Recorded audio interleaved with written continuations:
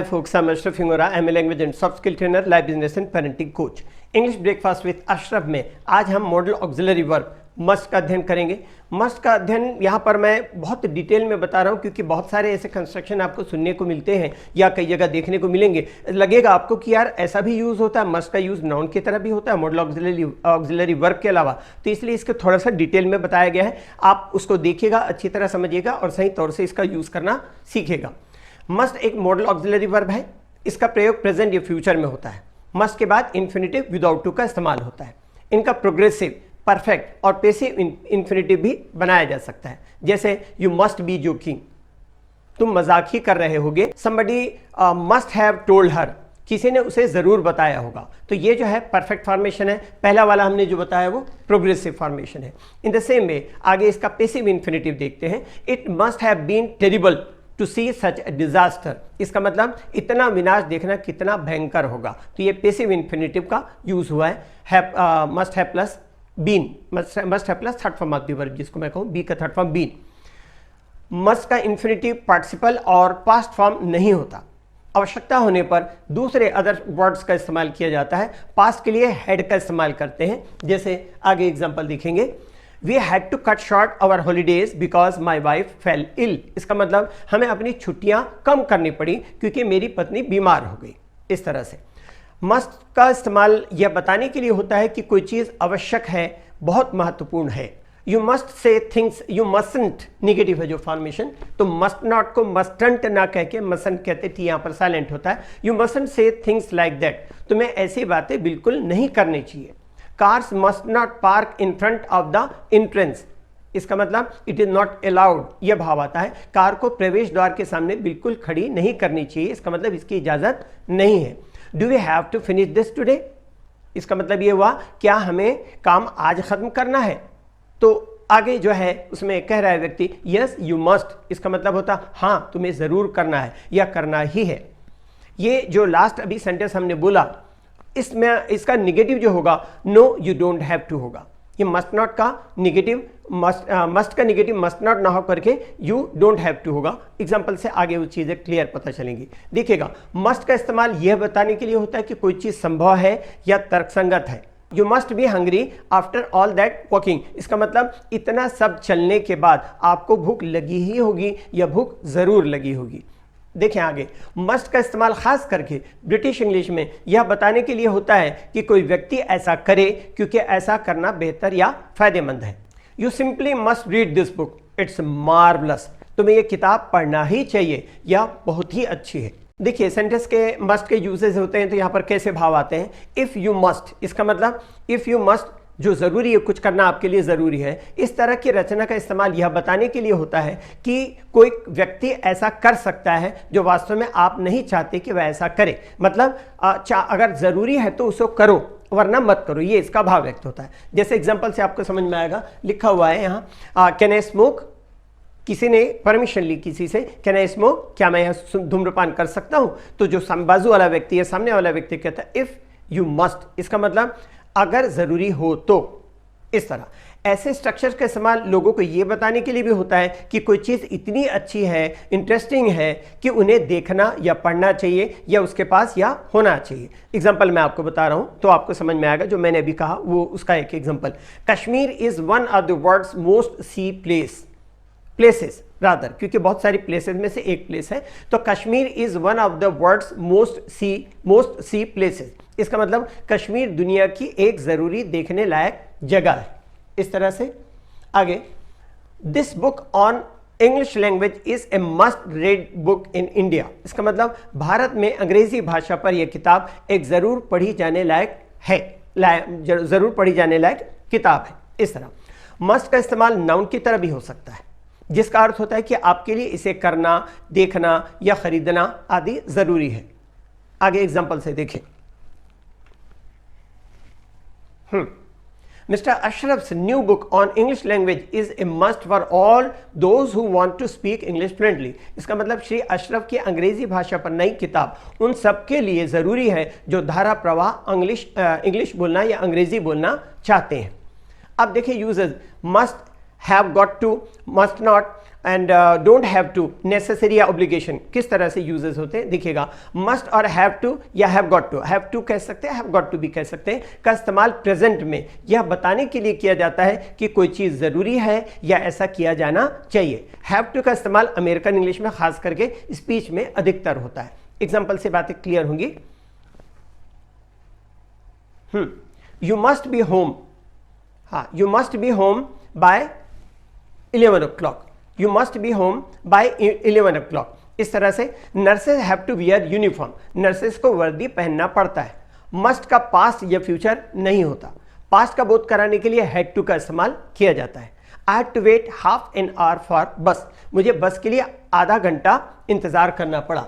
इस तरह से फॉर्मेशन हुआ। फ्यूचर का बोध कराने के लिए विल हैव टू का इस्तेमाल करते हैं, या अगर पहले से इंतजाम कर लिया गया हो तो हैव टू का इस्तेमाल किया जा सकता है। एग्जांपल देखें, we will have to borrow the money, हमें पैसे उधार लेना पड़ेगा। I have to go to the dentist tomorrow, मुझे कल दांत के डॉक्टर के पास जाना पड़ेगा। तो यहां पर हमने दूसरा सेंटेंस और पहले सेंटेंस में आप देखें, पहले में we will have to borrow the money, और मैंने कहा विल हैव टू का इस्तेमाल करते फ्यूचर का बोध कराने के लिए, लेकिन पहले से ही इंतजाम कर लिया गया है तो वहां पर हैव टू का इस्तेमाल करते हैं। जो दूसरे एग्जांपल में आपने देखा कि I have to go to the dentist tomorrow, मुझे कल दांत के डॉक्टर के पास जाना है, तो यहां पर विल हैव टू गो की जगह यहां पर आप हैव टू का यूज करते हैं। निगेटिव सेंटेंसेस में मस्ट नॉट और डोंट हैव टू दोनों का इस्तेमाल कॉन्टेक्स्ट के या प्रसंग के हिसाब से किया जा सकता है। मस्ट नॉट, जैसे शॉर्ट में मसंट भी कहते हैं, इनका इस्तेमाल किसी कार्य को करने में के लिए मना करने के लिए किया जाता है। जैसे इस्तेमाल एग्जांपल से आप समझेंगे, passenger must not smoke here, passenger must not smoke here, इसका मतलब यात्रियों को यहाँ धूम्रपान बिल्कुल नहीं करना चाहिए। शॉर्ट फॉर्म मसंट का इस्तेमाल खास करके ब्रिटिश इंग्लिश में होता है। जैसे एग्जांपल आपके सामने दिया हुआ है, you mustn't leave the gate open, इसका मतलब तुम्हें दरवाजे को खुला बिल्कुल नहीं छोड़ना चाहिए। डोंट हैव टू का इस्तेमाल ये बताने के लिए करते हैं कि कोई कार्य करना जरूरी नहीं है, अर्थात इससे आवश्यकता के अभाव का बोध होता है। यू डोंट हैव टू पे for the ticket in advance, इसका मतलब तुम्हें टिकट के लिए अग्रिम भुगतान करने की आवश्यकता नहीं है। She doesn't have to work at weekend, इसका मतलब है उसे सप्ताहांत को काम करने की जरूरत नहीं पड़ती। मस्ट तथा मस्ट और हैव टू का इस्तेमाल निश्चितता व्यक्त करने के लिए होता है। हैव टू का इस्तेमाल अमेरिकन इंग्लिश में अधिकतर होता है और ब्रिटिश इंग्लिश में भी ये प्रायः आजकल इसका इस्तेमाल होने लग गया है। एग्जांपल देखेंगे, this must be the most boring party I have ever been to, ये ब्रिटिश इंग्लिश में, मैं अब तक जितनी भी पार्टी में गया हूं या हो आया हूं या उनमें से जरूर सबसे उबाऊ होगी। तो बीन का यूज क्या होता है, गॉन का यूज और बीन के यूज में अंतर समझें। गॉन का मतलब चले जाना, बीन का मतलब जाके वापस आ जाना। आप गॉन टू मार्केट नहीं कहेंगे, I have been to market, मैं मार्केट जाके वापस आ चुका हूं। अगर कोई चला गया है, यहां पर नहीं है ये बताना, ही हैज गॉन बोलेंगे, वो जाके वापस आ गया है तो ही हैज बीन का यूज करेंगे। इस तरह से मस्ट से कड़ी सलाह, ये ड्यूटी का बोध भी होता है। You must practise virtue, we must practise virtue, इसका मतलब हमें नेक काम ही करना चाहिए। उसी तरह you mustn't go near the poisonous snake, इसका मतलब तुम्हें जहरीले सांप के पास जाना ही नहीं चाहिए। तो इस तरह का भाव यहां पर है, मस्टंट से कड़ी सलाह या ड्यूटी का भाव व्यक्त हो रहा है। मस्ट का नेगेटिव जो है मस्टंट ना होकर के नीडंट होता है। क्यों? क्योंकि मस्ट और मस्टंट दोनों से नेसेसिटी मतलब आवश्यकता और ऑब्लिगेशन मतलब बाध्यता का बोध होता है, जबकि नीडन से एब्सेंस ऑफ ऑब्लिगेशन मतलब बाध्यता के अभाव का बोध होता है। जैसे एग्जांपल से देखें, एक ही एग्जांपल को, एक ही सेंटेंस को हम दो तरह से कहेंगे जबकि दोनों का अर्थ एक ही निकल रहा है। एग्जांपल आपके सामने दिया हुआ है, you mustn't go to school late, you mustn't go to school late या you must go to school in time. Sentence देखिएगा, you must go to school on time, you mustn't go to school late, इसका मतलब पहले sentence को अगर मैं कहूं तो तुम्हें समय पर स्कूल जरूर जाना चाहिए, अर्थात अनिवार्यता या बाध्यता का बोध हो रहा है इसमें। और दूसरा सेंटेंस है you mustn't go to school late, इसका मतलब होता है तुम्हें देर से स्कूल बिल्कुल नहीं जाना चाहिए, अर्थात अनिवार्यता या बाध्यता। तो वर्बली अगर हम कहें तो मस्ट नॉट और मस्टंट दो यूजेस हुए हैं, लेकिन भाव वही होता है, तुम्हें देर से बिल्कुल नहीं जाना चाहिए मतलब समय पर जाना चाहिए, भाव आता है। फिर you needn't go to school on Sunday, तुम्हें संडे को स्कूल जाने की आवश्यकता ही नहीं है, तो यहां पर आवश्यकता का अभाव बोध होता है, अभाव का बोध होता है। You mustn't go to school on Sunday.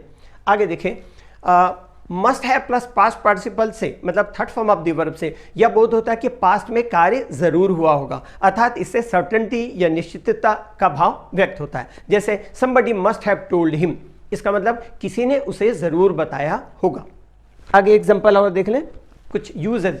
Must be और मस्ट हैव बीन, ये जो कंस्ट्रक्शन होते हैं इनसे सर्टेनिटी निश्चितता का बोध होता है। एग्जांपल देखिएगा, ही always talk about himself, he must be arrogant, इसका मतलब वह हमेशा अपने बारे में ही बात करता रहता है, वह जरूर घमंडी होगा। उसी तरह he looked ferocious, he must have been hooligan, वह डरावना दिखाई दिया, वह गुंडा ही होगा या गुंडा ही रहा होगा। उस तरह निगेटिव और क्वेश्चन में निश्चितता व्यक्त करने के लिए प्राय मस्ट का इस्तेमाल नहीं होता, बल्कि कांट का या कैन का इस्तेमाल होता है। एग्जांपल देखिएगा तो और क्लियर हो जाएगी बात। There is somebody at the door, there is somebody at the door, who can it be? It can't be milkman, it's only 7 o'clock। इसका मतलब क्या होता है, कोई दरवाजे पर है, तो सामने वाला कहता है कौन हो सकता है, तो आप कहते हैं दूध वाला तो नहीं हो सकता, अभी तो सिर्फ 7 बजा है। इस तरह से तो ये कंस्ट्रक्शन हुए हमारे मस्ट के। इनके यूजेस जो हैं, मेरी बुक, जिस बुक से मैं सारा कुछ लिखा हूँ, जितना भी कलेक्ट किया हूँ, ये मेरी 5वीं बुक है, मैंने 7 किताबें लिखा है। और इस बुक में जो कुछ यूजेस हैं उसके अलावा और भी बहुत कुछ है। डिस्कोर्स मार्कर है, all the varieties of the sentences हैं, और कुछ चीज़ें जिसके बारे में मैं बार बार रिपीट कर चुका हूँ, कभी कभी मुझे भी ऑकवर्ड लगता है वो कहना, लेकिन ज़रूरी नहीं कि एक वीडियो जिसने देखा मेरा दूसरा वीडियो भी देखा हो तो उस तक वो इन्फॉर्मेशन ना पहुँच पाए, इसलिए इसको बताना ज़रूरी होता है। इसके पेज नंबर 212 से लेकर 220 तक डिस्कोर्स मार्कर है, which is the most important part of English language, जो आपको पूरी दुनिया की किसी बुक में नहीं मिलेगा, क्योंकि ऑथर जो होता है, स्पेशली लैंग्वेज का ऑथर प्लस कंपाइलर होता है। मैंने बरसों से कंपाइल करके वो कलेक्शन किया है जो इस बुक में है, आपको इंडिया नहीं दुनिया की किसी बुक में नहीं मिलेगा। और पेज नंबर 221 से लेकर 415 तक all the varieties of the sentences हैं। ये बुक सबके लिए ज़रूरी है, सबके लिए, मतलब उनके लिए भी जो इंग्लिश अच्छी तरह बोलना जानते हैं और उनके लिए भी जो इंग्लिश अच्छी तरह बोलना सीखना चाहते हैं। तो ये बुक मस्ट है, सबके लिए ज़रूर लीजिएगा। मेरी बुक है इसलिए नहीं बोल रहा हूँ, बहुत काम की है इसलिए बोल रहा हूँ। इंग्लिश के लिए आप मेरे channel English breakfast with Ashraf and soft skill के लिए Ashraf the mover and shaker को लाइक, शेयर एंड सब्सक्राइब करें। कमेंट सेक्शन में कमेंट करें, बेल आइकॉन प्रेस करें और मेरी बुक ज़रूर पढ़ें। Thanks for watching.